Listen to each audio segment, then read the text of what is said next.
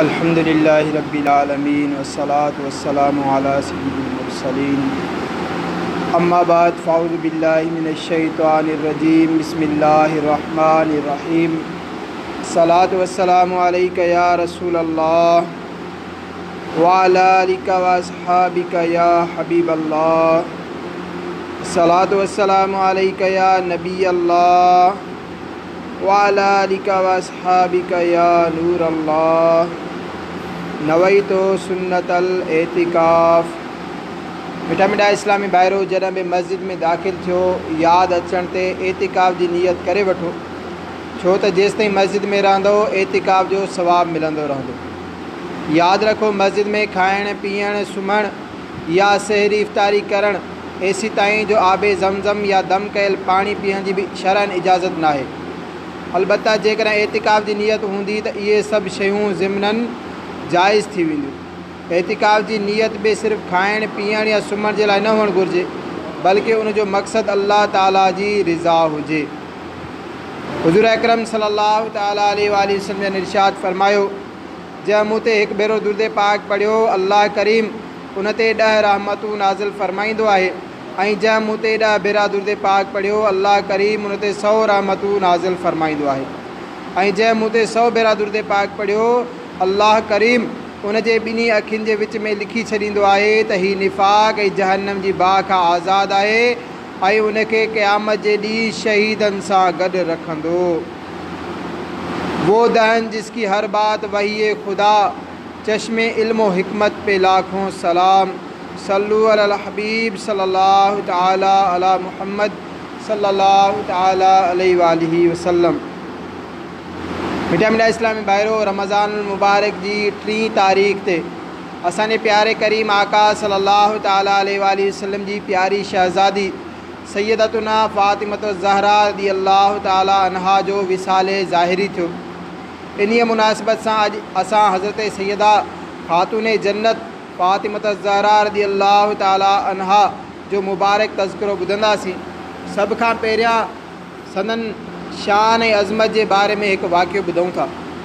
जीअं त हज़रत सैयदतुना ख़दीजतुल कुबरा रज़ियल्लाहु ताला अन्हा हिकु ॾींहुं नबी करीम सल्लल्लाहु ताला अलैहि वसल्लम जी बारगाह में जन्नती मेवो ॾिसण जी ख़्वाहिश कई त हज़रत सैयदना जिब्रील अमीन अलैहिस्सलाम पाण सॻोरन सल्लल्लाहु ताला अलैहि वसल्लम जी ख़िदमत में जन्नत मां 2 सूफ़ खणी हाज़िर थिया ऐं अर्ज़ु कयऊं, ए मुहम्मद सल्लल्लाहु ताला अलैहि वसल्लम, अल्लाह पाक फ़रमाए थो, हिकु सूफ़ अवां खाओ ऐं ॿियो ख़दीजा रज़ियल्लाहु ताला अन्हा खे खारायो, पोइ हक़ ज़ौजियत अदा करियो।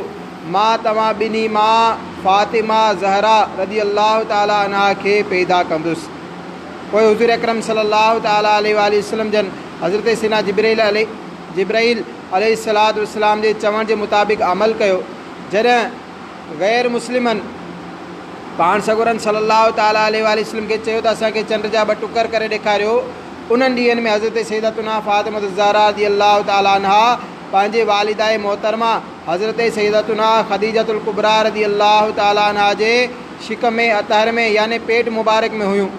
हज़रत सैयदतुना ख़दीजतुल कुबरा रज़ियल्लाहु ताला अन्हा फ़रमायो, उन्हनि जी केतिरी रुसवाई आहे जंहिं असांजे आका मुहम्मद सल्लल्लाहु ताला अलैहि वसल्लम खे न मञियो, जॾहिं त रसूल अकरम सल्लल्लाहु ताला अलैहि वसल्लम सभ खां बहितर रसूल ऐं नबी आहिनि। त हज़रत सैयदतुना फ़ातिमतुज़ ज़हरा रज़ियल्लाहु ताला अन्हा बतने अतहर मां आवाज़ ॾिनो, ए अम्मा साइण, हवा गमज़दा न थियो ऐं न ई ड्रिजो, बेशक अल्लाह पाक मुंहिंजे वालिदे मोहतरम सां गॾु आहे। जॾहिं हज़रत सैयदतुना फ़ातिमतुज़ ज़हरा जी विलादत थी त सॼी फ़िज़ा संदन चहिरे जे नूर सां मुनव्वर थी वई। नूर जे पेकर तमामु नबियुनि जे सरवर सल्लल्लाहु ताला अलैहि वसल्लम खे जॾहिं जन्नत ऐं उनजे नेमतुनि जी सिक लॻंदी हुई त हज़रत सैयदतुना फ़ातिमा रज़ियल्लाहु ताला अन्हा खे चुमी ॾींदा हुया ऐं संदन पाकीज़ा ख़ुशबू खे सिंघंदा हुया, ऐं जॾहिं संदन पाकीज़ा महक सूंघंदा हुया त फ़रमाईंदा हुया, फ़ातिमा त इंसानी हूर आहे।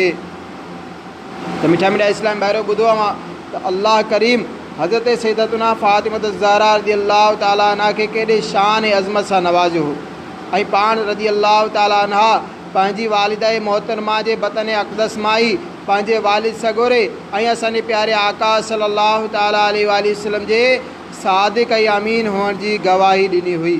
बेशक इहा बि संदन करामतुनि मां हिकु करामत आहे। अचो हाणे संदन मुख़्तसर तारुफ़ ॿुधूं था। संदन जो नालो फ़ातिमा, लक़ब ज़हरा ऐं बतूल आहे। संदन नंढपिण शरीफ़ ऐं ज़िंदगी जो हर लम्हो निहायत ई पाकीज़ा हो, छाकाणि त हुज़ूर करीम सल्लल्लाहु ताला अलैहि वसल्लम ऐं उम्मुल मोमिनीन हज़रत सैयदतुना ख़दीजतुल कुबरा रज़ियल्लाहु ताला अन्हा जे रहमत भरी आगोश में तरबियत हासिल कई हुई। पाण ॾींहुं राति पंहिंजे वालिदैन जी पाकीज़ा ज़बान मां पाकीज़ा कोल ॿुधंदियूं हुयूं। पाण निहायत इबादत गुज़ार मुतक़ी ऐं पाकीज़ा ख़ातून हुयूं। उन करे संदन खे आबिदा, ज़ाहिदा ऐं ताहिरा सॾियो वेंदो हो। ख़ातून जन्नत अख़लाक, आदतुनि, गुफ़्तार ऐं किरदार में नबी करीम सल्लल्लाहु ताला अलैहि वसल्लम सां घणी मुशाबिहत रखंदियूं हुयूं। नबी करीम सल्लल्लाहु ताला अलैहि वसल्लम जे विसाले ज़ाहिरी खां पोइ तक़रीबन 5 या 6 महीननि खां बाद 3 रमज़ान मुबारक 11 हिजरी में संदन विसाल थियो। सय्यदा ज़ाहिरा तय्यबा ताहिरा जान अहमद की राहत पे लाखों सलाम। सल्लु अलल हबीब सल्लल्लाहु ताला अला मुहम्मद सल्लल्लाहु ताला अलैहि वसल्लम।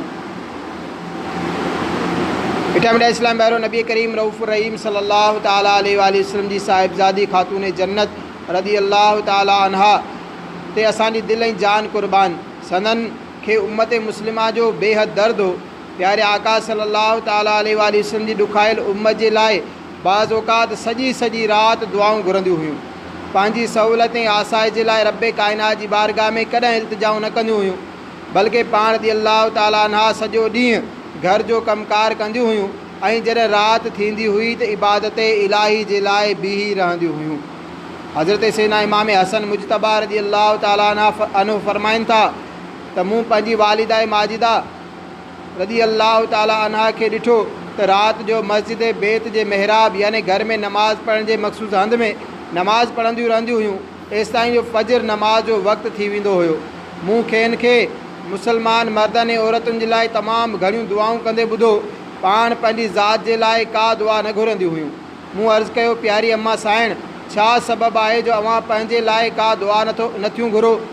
फरमायाऊं, पहिरियां पाड़ो आहे, पोइ घर।